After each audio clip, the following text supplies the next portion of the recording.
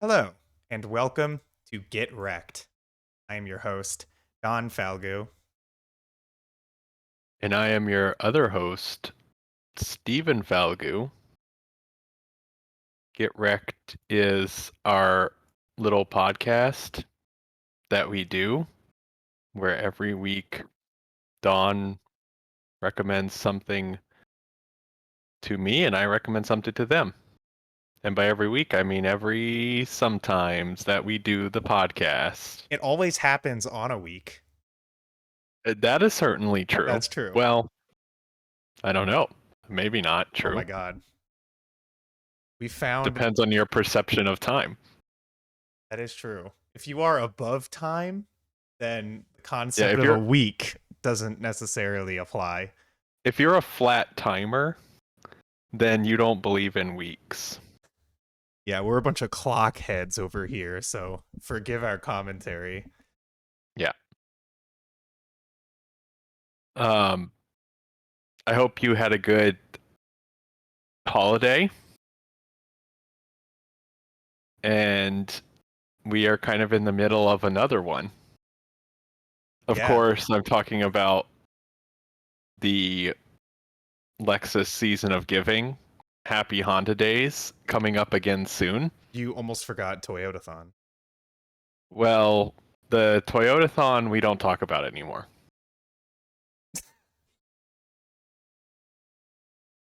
Okay, Of course, I'll edit as it our out. list yeah, as our listeners know, we were once sponsored by all of the giant car manufacturers, and we had a falling out with Toyota. Creative differences. Yeah, we had creative differences,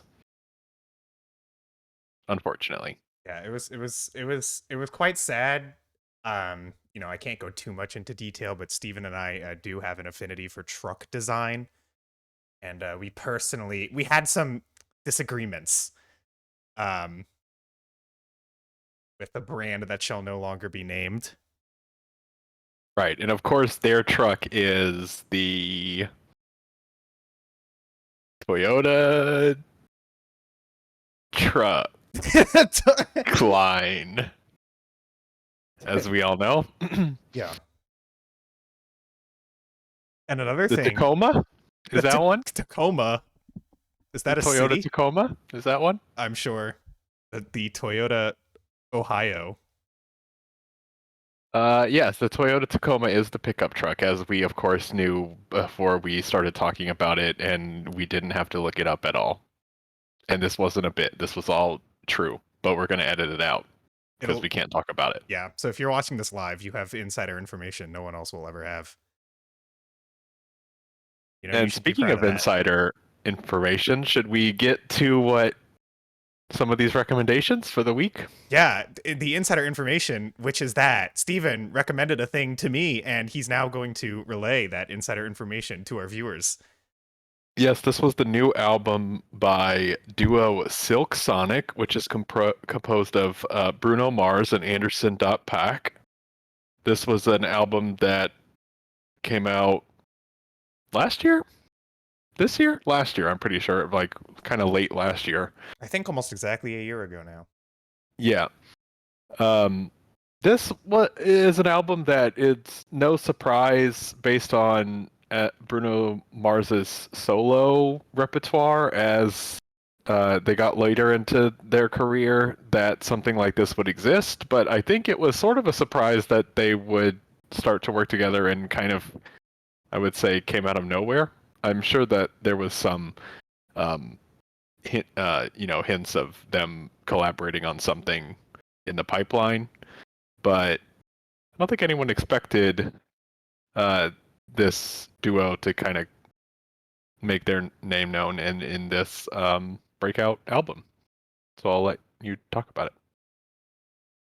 Yeah, I remember they dropped like a lot of singles for this, but the promotion otherwise, it did definitely feel very spur of the moment, which I think kind of And benefited the whole project because and can I just say what I think is interesting in the TikTok era is that a lot of things just kind of become like sampled for long enough play for TikTok, and sometimes it becomes the case where like something with Silk Sonic, I'm not sure people even knew that it was Bruno Mars and Anderson Paak together in a collaboration because some of those singles became so popular and people didn't really look into it, and they became like so, kind of sampled up for TikTok I that don't know. it was a surprise to me even after I heard some Silk Sonic things that it was these two collaborating together. Although Bruno Mars, I mean, both of them have a very distinct vocal style, so it's not like I didn't hear Bruno Mars or Anderson Paak in this duo, but it was interesting to me that they collaborated in this way. Well, I feel like they're playing characters, you know. The whole Silk Sonic thing, it sort of feels like kind of like a Sergeant Pepper's kind of thing, where it's like both they're taking on and writing songs from the perspective of performers who they aren't. It still has their voice, but it feels like Silk Sonic is like this kind of blast from the past, made up band introduced by Bootsy Collins in the first track. Which, by the way, that's just so sick. Uh, I thought Bootsy Collins was gonna play bass on this, but looked through the credits and I don't think that he did. Um, he literally just like introduces them and sometimes hosts. I think that's all he does. But he's listed on the cover. And anyway, it's cool. Because the whole, I guess we haven't mentioned this yet, but the whole Silk Sonic thing is like it's a throwback to 70s R&B, like that classic Motown soul and funk sound, um, pioneered by countless artists before them, classic artists like Stevie Wonder, Marvin Gaye, Al Green, whoever else.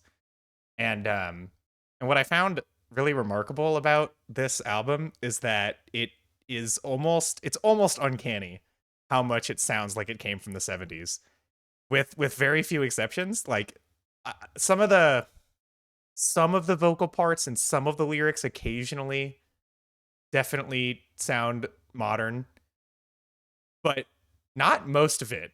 They did a really good job just blending in as if this was like a classic record. Even the album cover looks like you'd find it in like a bargain bin at a record store or something, like a $1 soul record.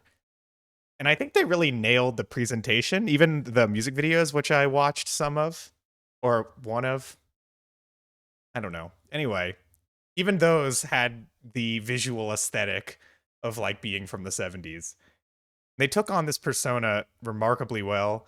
The way that they're introduced on the opening track feels very much like the kind of funk showmanship you'd get from the time, which again perfectly incorporates Bootsy Collins in there, who brings that vibe, obviously, because, he's a member of parliament. But it's also like the production of the album sounds so incredibly 70s. Whoever produced this did such an amazing job. I'll look it up right now so I can credit them, but did such an incredible job um, nailing the sound. Okay, Bruno Mars is one of the producers, and also D Mile Really and the surprising. Stereotypes. Yeah. So, they had some involvement in their own record there. But yeah, like the sound is so Motown. Like the string sections, the little bell embellishments, and really all of the instrumental embellishments outside of the core, drums and guitar and bass, which just sound exactly like a 70s record. And it was also the drum production is super, super 70s. It's got that like dry, crisp drum sound. You don't really hear that often anymore. That takes right from the era. So all that's perfect, but then I feel like it brings that, sound fidelity that you could only really get today, just dressed up in ways that you don't hear anymore, in modern R&B records. And all of that aside, I mean, it's one thing to just play the part really well, and they do, but I also think like they wrote a series of songs which hold up totally on their own. And I feel like this, you don't have to already like the classic soul sound to like this. And I know it was huge when it came out and everybody was listening to it. And I don't know how many of those people were into classic soul records or not. It just didn't really matter. I mean, the sound is timeless and they kind of proved that they can bring it back in the same way that Bruno Mars has been doing since, I don't know, at least since that like Locked Out of Heaven single, when it was just like a police song. And I feel like that's been his shtick, which I'll get into later. But like that recreation proves that the sound can be timeless as long as the songs are good, and they are good here. Yeah, I would say like, since 24 Karat Magic or so, Bruno Mars has definitely started to lean much more into the R&B and funk side of the wheelhouse, and this is just like that to the nth degree. What's interesting, you mentioned Bootsy Collins. Bootsy Collins actually was the one who named their duo. So Silk Sonic, the name is credited to Bootsy Collins, I love that. That's great. which is kind of fun. Um, yeah, no, I think that's all. Like everything you said, I 100% agree with. They really have nailed. It's like this album is a genre piece in a way which is very fun. Um, it harkens back to a very specific style, and they took that style and really embellished it and made it their own. And a lot of these tracks, I think, absolutely stand up today. But if you were to put them even back in the time that they're harkening back to, would stand up at that point too. Now, I think a lot of the lyrics are much racier than I think would be allowed I at the don't time. know. I don't know if you compare it to Well, for like airplay, for like yeah, some sure. airplay. If you compare it to um, like what Marvin Gaye was doing in the 70s, I mean, he was oh putting yeah, like sex moans on all of his records, which they also do here on yeah, one track. Yeah. they definitely do. So, um, but yeah, just to talk about some of the tracks, like all the singles, I think are incredible.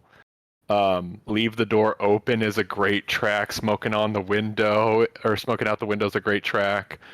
Um, the intro you've already mentioned is so cool that they were able to collaborate in that way. I think Thundercats even on this album at one point. He is.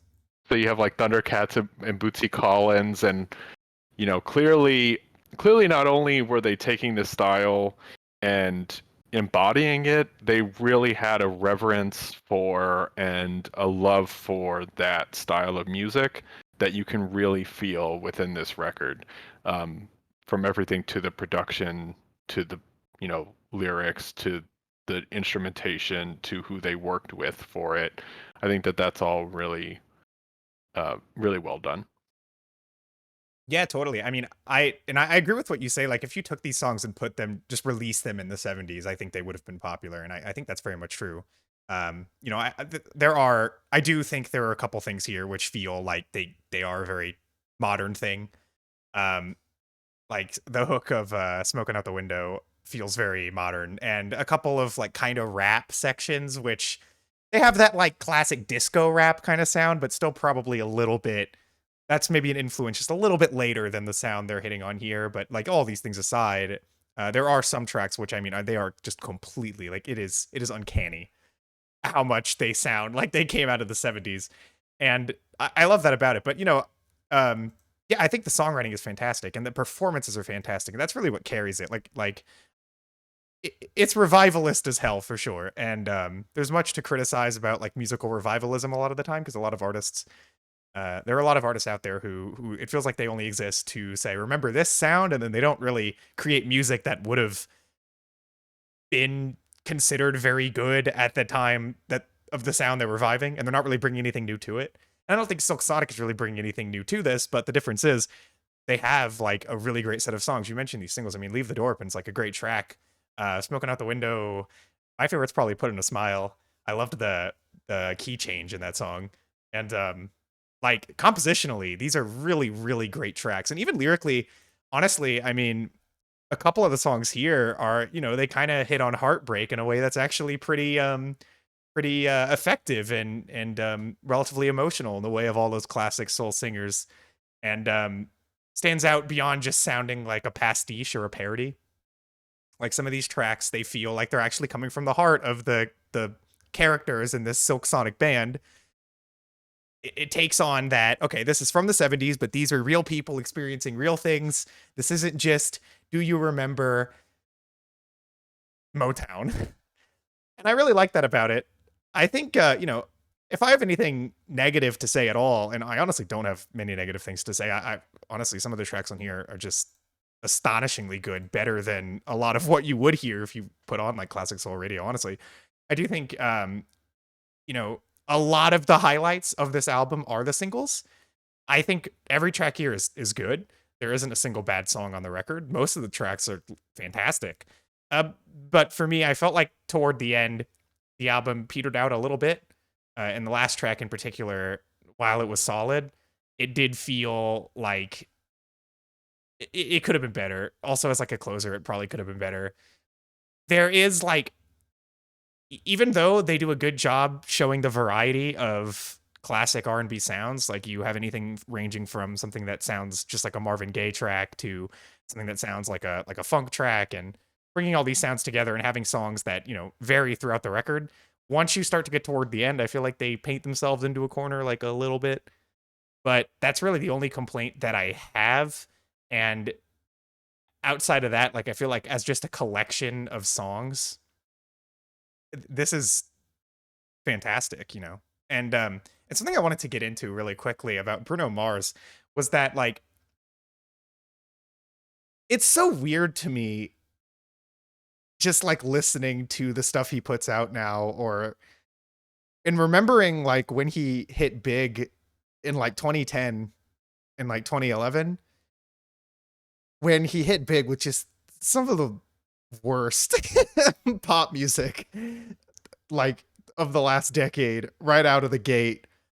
He had songs like Grenade and like Just the Way You Are and stuff that I shudder at the thought of those songs. I don't know if anyone even listens to them anymore.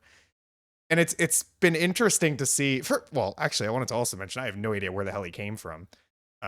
Even like looking at his Wikipedia page, trying to learn about his biography, I do not know how this guy got successful in the way he did. He released like an album and he was already huge, and all of his songs were like, I don't know what happened with that. But what's been interesting is how he really has found his strength, and he is a great performer. That's the thing. Like, it's just when he came out of the gate with like crap like the Lazy Song or whatever, he wasn't really bringing much character or personality to what he did, until eventually he stumbled across the idea that he could just kind of mimic his favorite classic artists and do so in a way where like he could bring back sounds and people would get excited for it. I mentioned Locked Out of Heaven, that Police song. That song's so good. And he had like that disco song then too, Treasure. Although I guess he was only one of a couple artists who for some reason brought back disco that year. And yeah, then he did the 24K magic thing, and now he's doing this, and it's like he's really found what he's great at, which is embodying these classic sounds and these classic artists. And I feel like with Silk Sonic, this is like the perfect realization of that. Probably the best I've ever heard from him. And I'm really, I don't know, it's kind of like I almost want to say I'm proud. This is like a pop star who I didn't really grow up with because I didn't really like his music, but I heard him all the damn time when I was in like middle school and high school. And to hear him doing legitimately great work and finding his sound has been pretty cool over the last decade. Yeah, and it almost feels like I wonder how much injection his labels had. And as he became more successful and started to get more producer credit and was able to kind of, you know, forge his own path, that you can see it in his career, how the progression. I don't know if that's true or not. It, it very well could just be a artistic progression versus like what the labels wanted, but it feels like it could be that would be the case. I don't know. I mean, I imagine there was a lot of label involvement, at least early on, Right. and pushing him and marketing him. But I don't know. I mean, he did have The big. label was like, what if you write a song about how lazy you are? And it was like a jab at him. And then he was like, all right, Yeah, maybe. I don't know. But then, I'll do it. I do wonder, like, it is, I'm sure he was able to do what he does now because of the success of stuff like Treasure. You know, when that song was a hit, his label probably realized, oh, so he actually can just like do throwback stuff and it'll be huge. And they probably let him get away with it more, which is why he could do stuff like Uptown Funk and whatever else. And now this. So I imagine they've probably, I would imagine they've probably lessened their involvement and are like, okay, you can do whatever you want because it's going to be huge, and it always is. I don't know if he's like had anything he's put out that's flopped at all. So, but yeah. Yeah. Credit to him, credit to Silk Sonic. I think that's a great collaboration, and really great tracks and a really great progression of that sound here. Yeah, and I guess we're ready to wrap it up, so I'll go first. I really enjoyed listening to this. I'm glad you had me listen to it because it was on my radar, but I hadn't checked it out yet, and I was very pleased with it. It got a lot of hype when it came out, and I feel like I haven't heard of it since then, but it did deserve it because listening to it a year later, I'm like, yeah, this is awesome.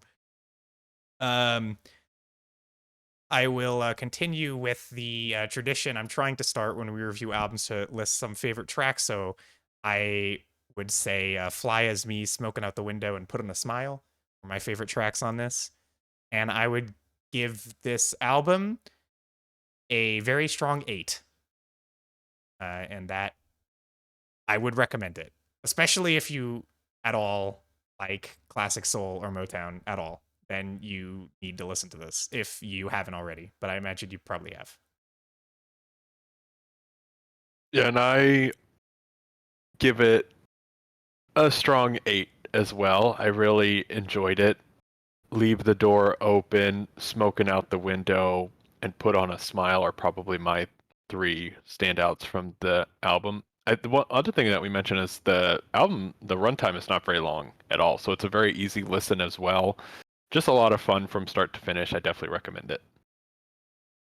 Okay, great. And with that, we should get into what I recommended to you, Stephen, which was for us to continue the classic anime series Neon Genesis Evangelion. This time, we're going to talk about episodes 13 to 19. And as it has been in the last few episodes, we are not going to fully wrap up our thoughts in the series until we've actually finished it. Um, but you are following this journey with us.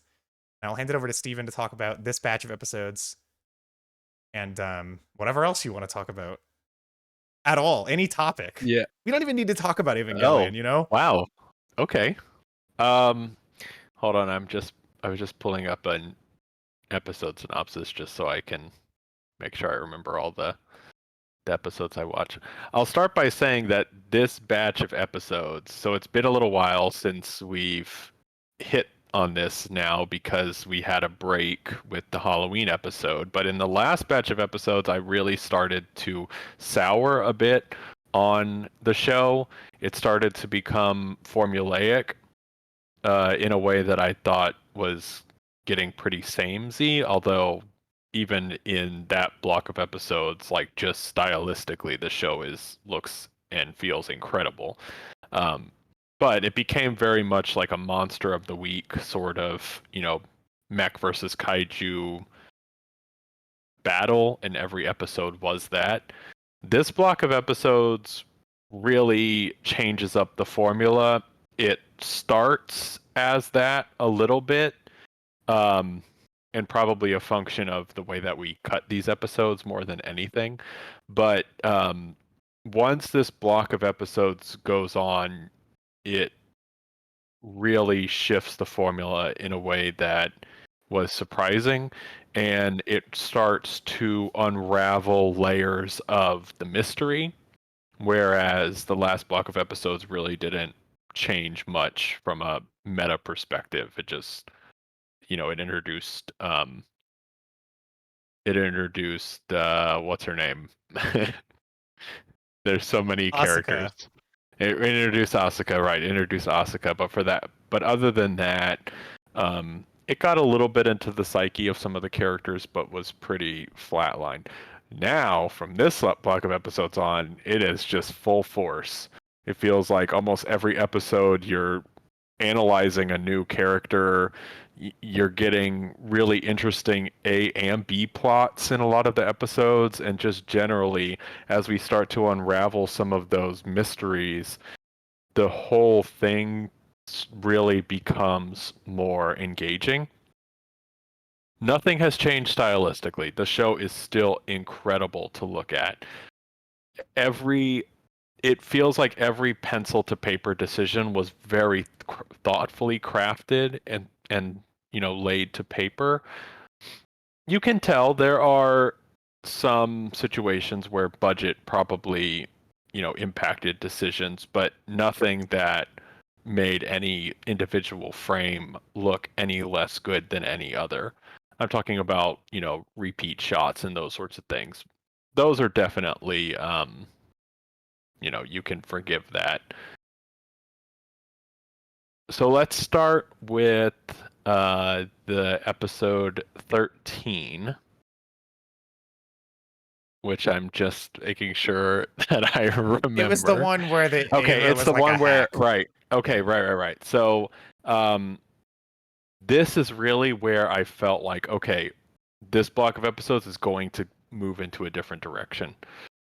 Because in this block, or in this episode specifically, the angel itself is a bunch of nanomachines, which the Metal Gear Solid director, I'm sure, really enjoyed. Probably even took some thoughts from that concept. But uh, you really get a good understanding and analyzation of the scientist who's kind of been in the background for the most part in most of these episodes, although it definitely is a main character. But her mother created the artificial intelligence, which is a series of three artificial intelligences kind of coexisting against each other. And this angel ends up just being something that can hack into the system and tries to basically create a self destruct sequence.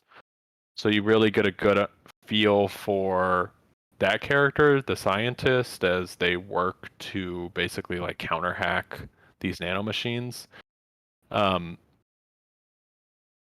but more than anything, I think that the whole structure kind of changes. Now, the Avas don't matter at all, or I mean, obviously they do, but the battle becomes much more grounded.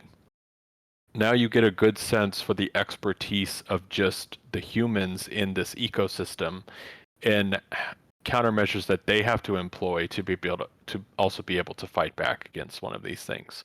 So I thought that was really interesting, I also and I think thought, I was gonna say I also think that episode does a really good job of it does a really good job of making this like hack and this battle against the hack feel just as large and important as any of the prior like Ava battles. You know, in all the episodes before this, you had like a new angel, and then the Avas would go out and fight it, and they would find its weakness and destroy it. Now we have an episode where there's no Avas, but the battle is just as intense and it's just as like riveting, but it's so much more small scale, and it just really shows like how strong the directing is in the series. yes, for sure. It's hard to call it one of my favorite episodes of this batch because I think most of the episodes in this batch are really strong, but I really did enjoy how different it was from like immediately from the last batch of episodes that we watched. The next episode I think is definitely the weakest, primarily because the episode is primarily a clip show. Um, which is fine and definitely makes more sense in the context of this show running as an aired show.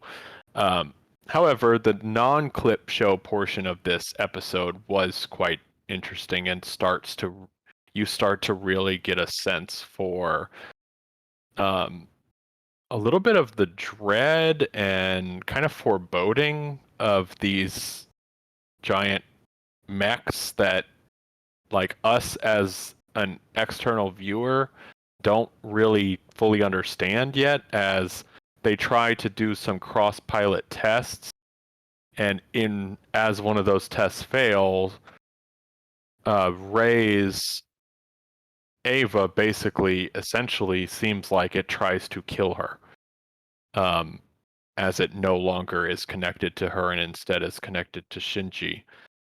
um, so again, it's starting to lay the groundwork for something deeper going on. I won't talk too much about that episode because as we go into the next one, we really start to understand that there is something sinister happening, or at least not everything is being explained in a way that would be probably top board. But we, as the in this episode, I thought what was interesting is Misato.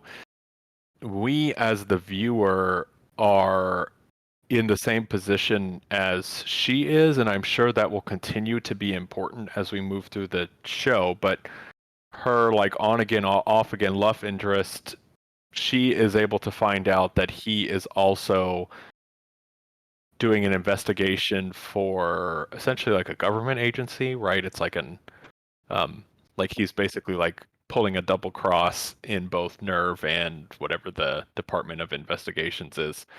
Um and as she finds this out, and by the way, I'll just mention like all of the relationships going on in this episode are really strong. I think that there's some incredible writing, and you get a really good sense for each of these individual characters, not just Misato and Ritsuko, who was the scientist. I forgot her name earlier, but not just them, but also even Shinji and Asuka. They have an interesting series of moments here.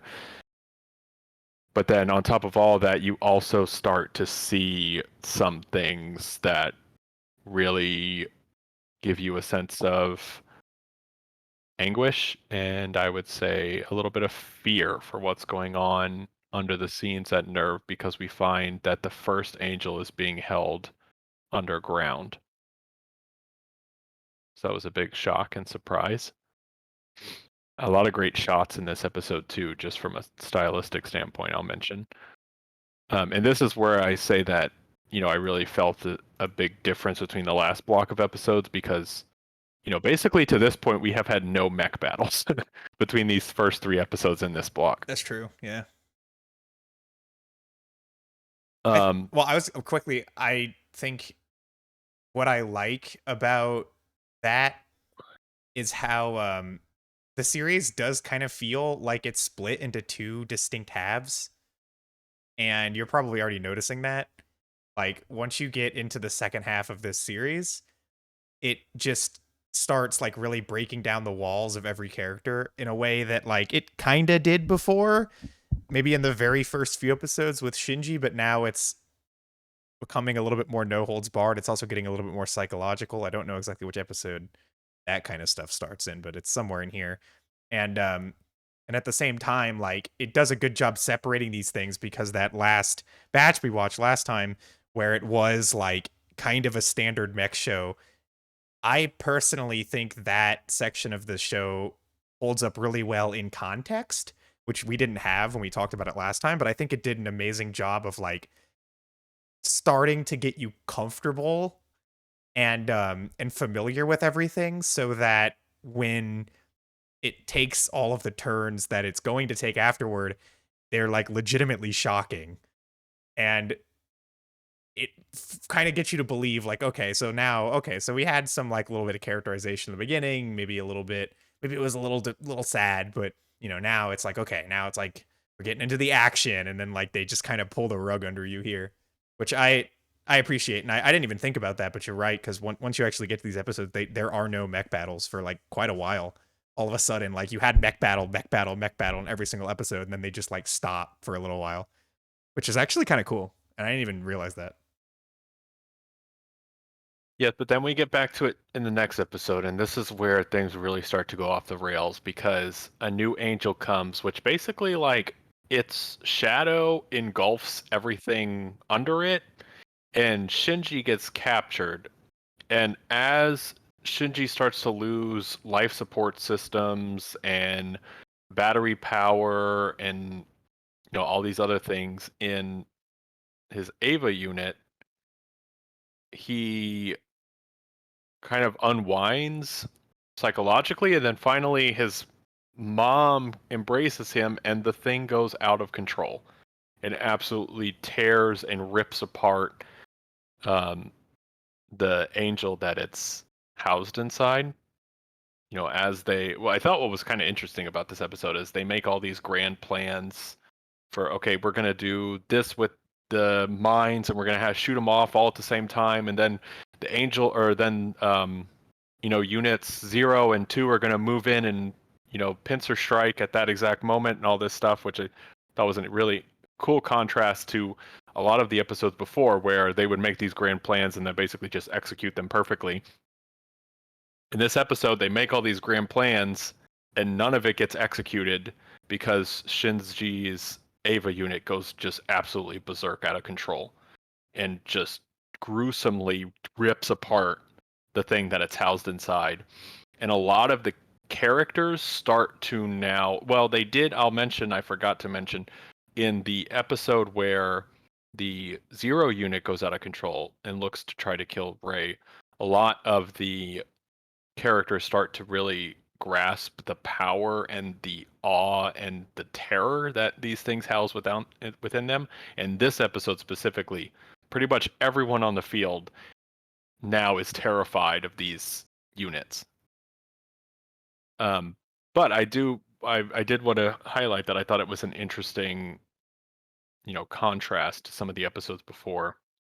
And I think, not only does it just change the structure of the plot, but it also, in an interesting way, gives the viewer, you as a viewer now are conditioned to experience the show differently.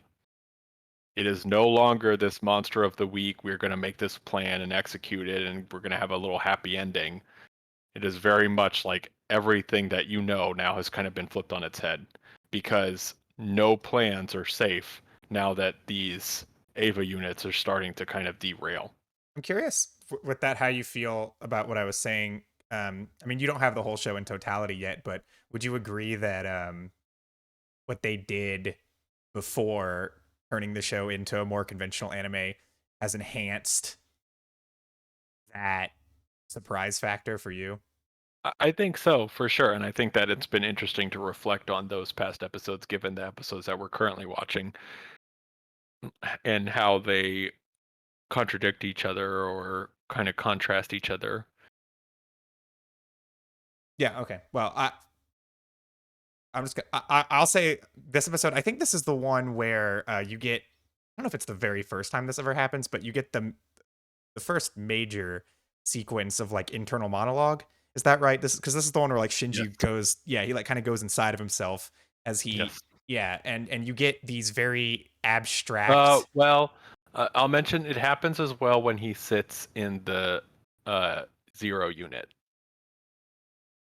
In which episode?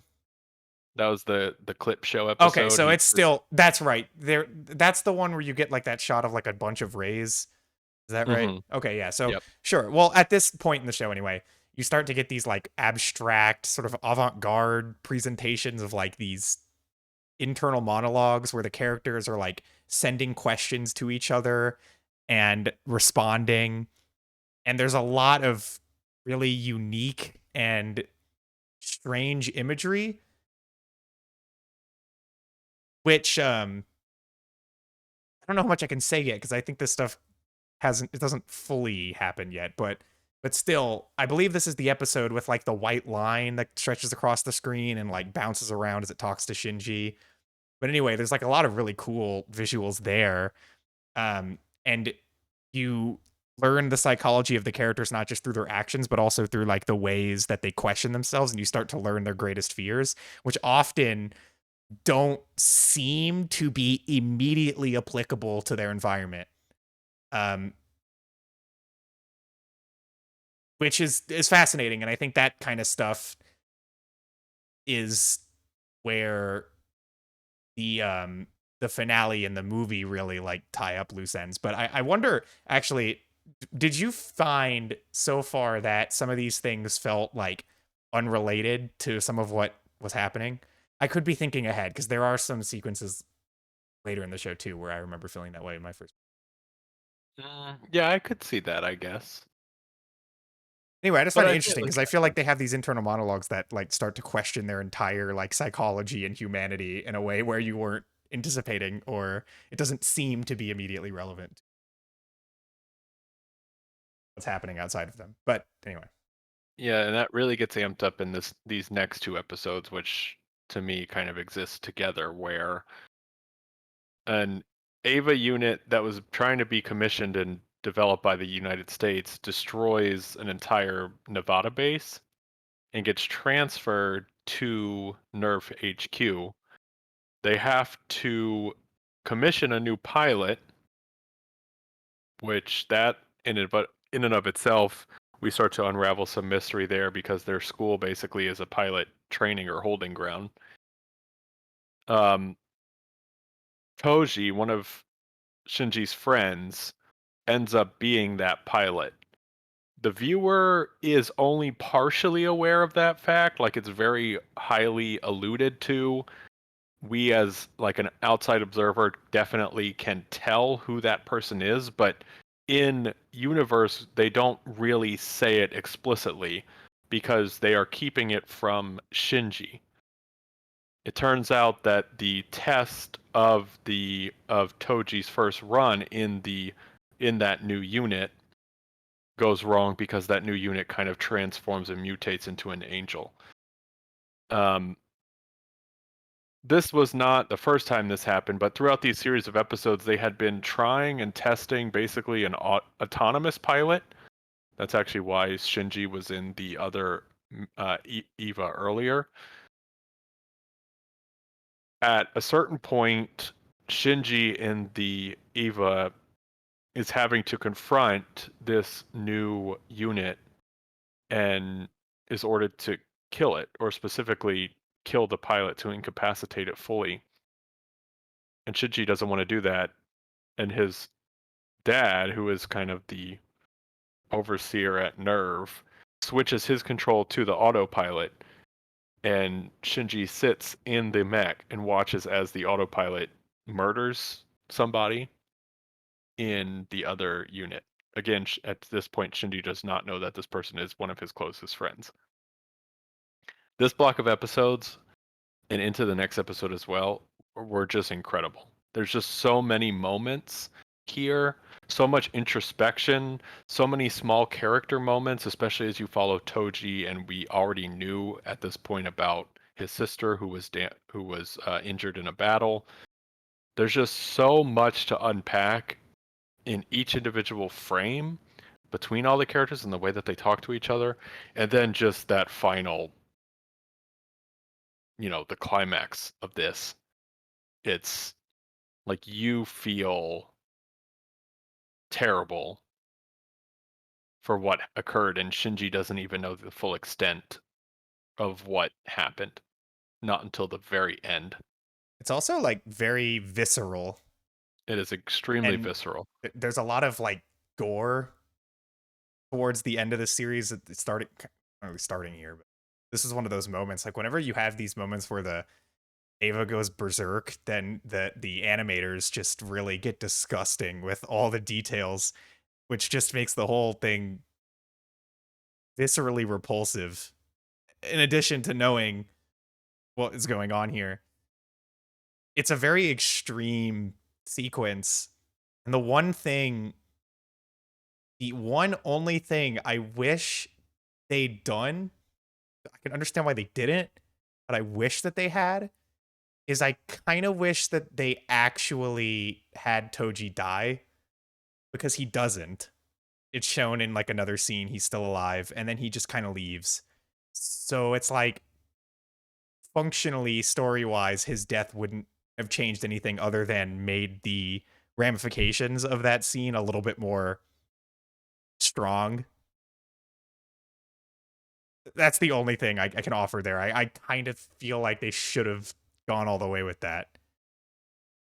But aside from that, I mean, it feels like they wanted to. I mean, the way that that scene wraps up and everything, it basically is like he just murdered his friend, and then they kind of cop out a little bit. But anyway, I don't want to criticize too hard, because I mean, yeah, this episode's one of the best. Yeah, I agree with that. I think that, were this created at a different point in time, I feel like they would have gone all in. but given the time and the context, I I think think I, it didn't. I think yeah, I maybe so, but I think given what they do, I think given what they do later, I don't know. I think they could have, but anyway. Yeah. Um. Okay, so then going into the last episode of this block, also one of the best episodes of the block, Shinji quits again. But in this case, no surprise. I mean, just emotionally devastated. I mean, absolutely horrific. Everything that he witnessed and then learned after the fact in the last episode, just no surprise that he would quit.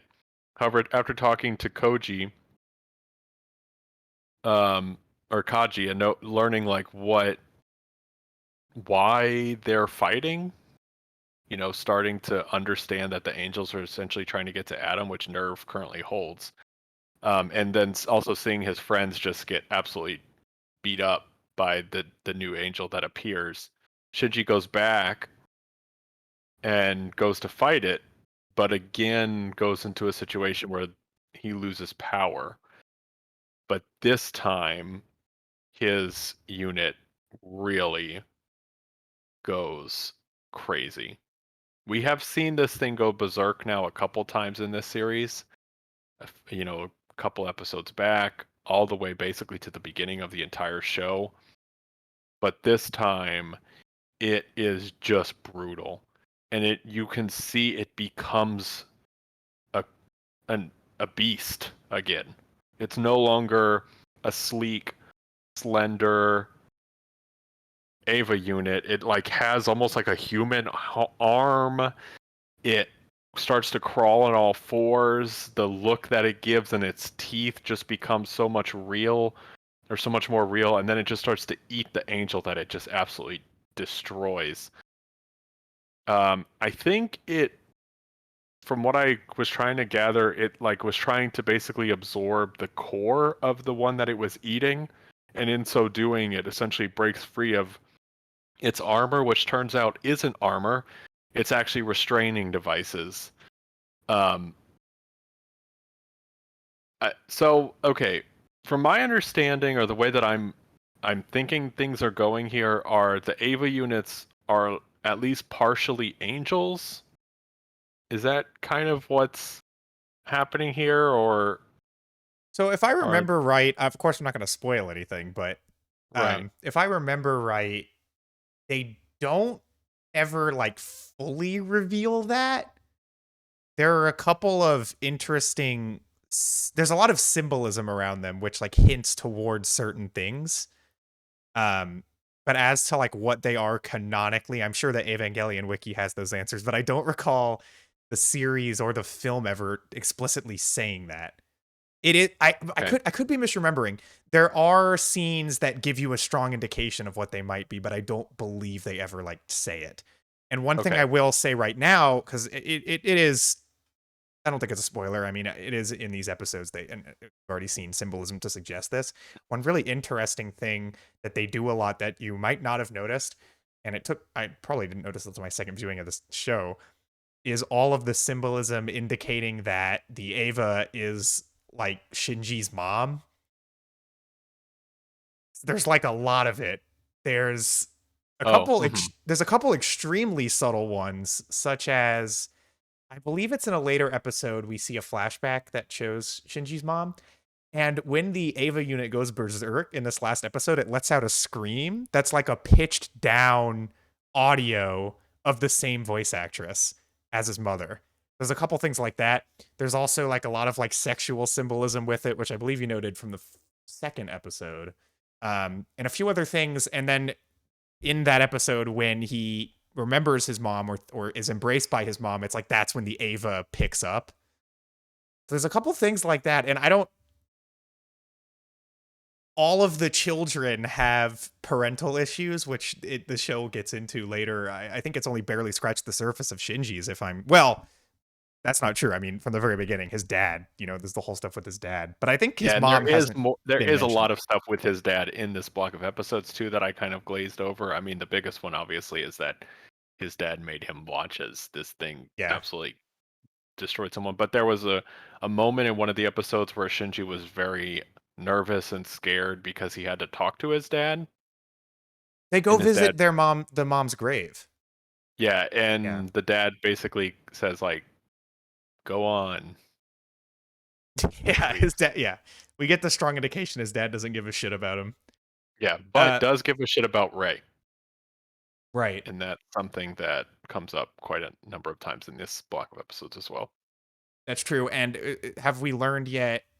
I hope so. Have we learned yet that there was the time his dad saved Ray?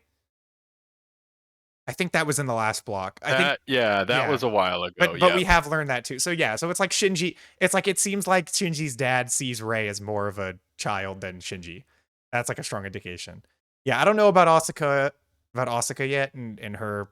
If we've talked about her parents yet, I don't think so. But that is like a strong thing in the series, and it seems like the Evangelions almost become these like strangely motherly figures. And as for the degree of that or what that means, who knows? Um, but I just thought that was interesting to bring up now. And I do want to say, like, what I love about these episodes, is the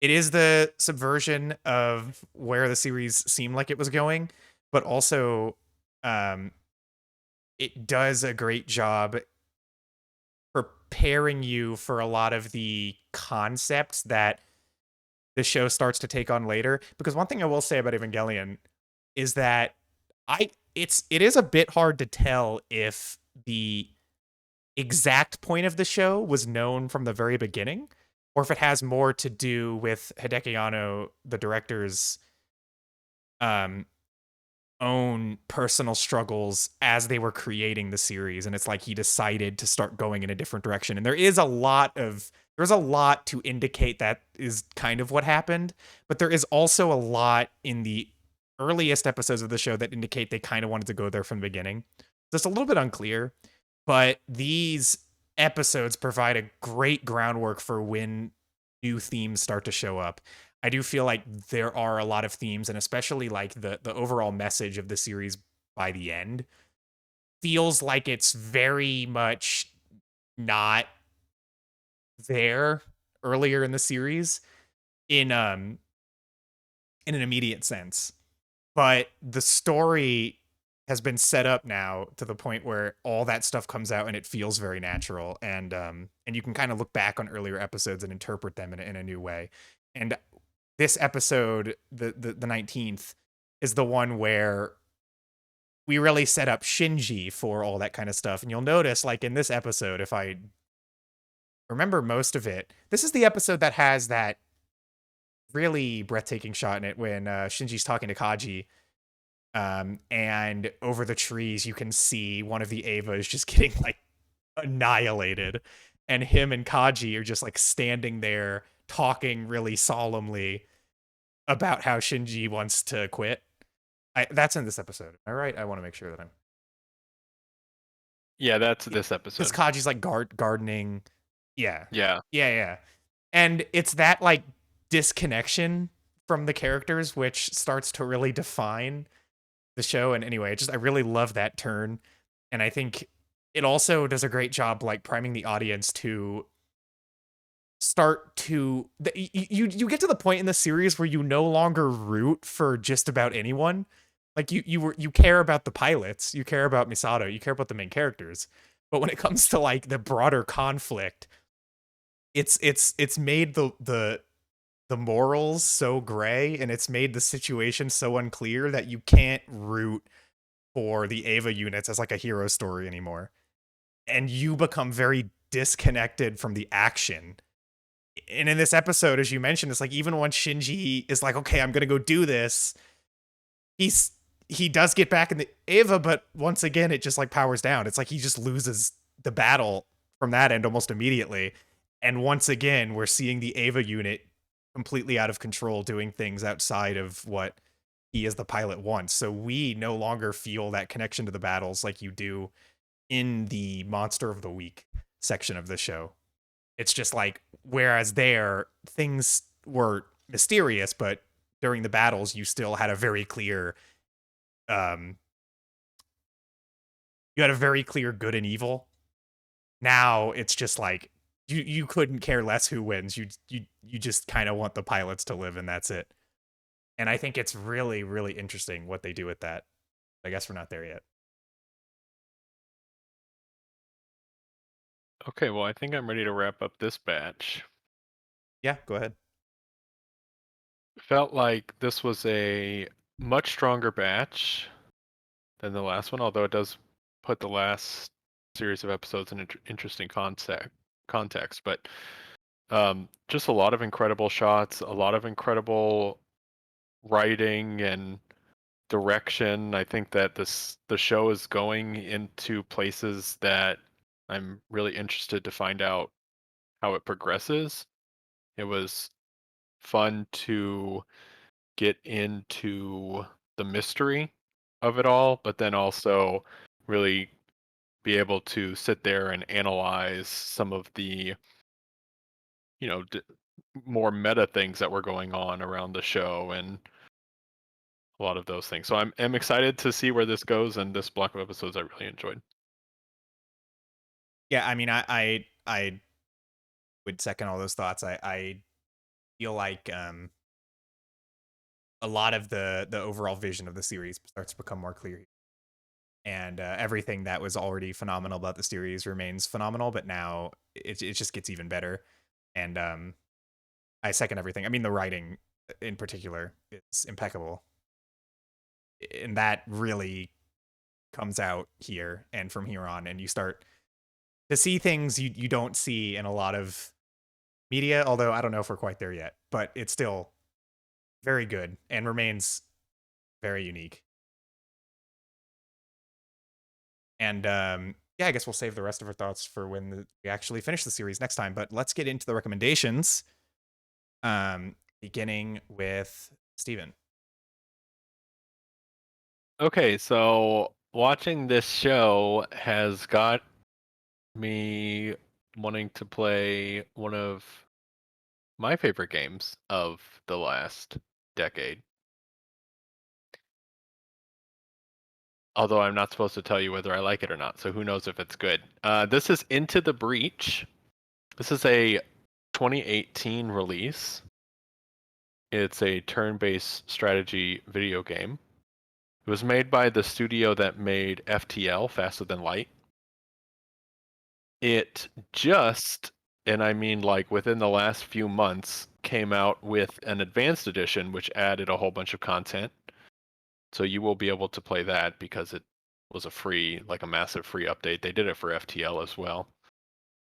And also with that release, they brought it to, I believe, just iOS and Android. It's pretty much on every other. It's on like Windows, like all the different Windows storefronts. It's on Switch. It's on Linux as well. But yeah, next time we will talk about Into the Breach.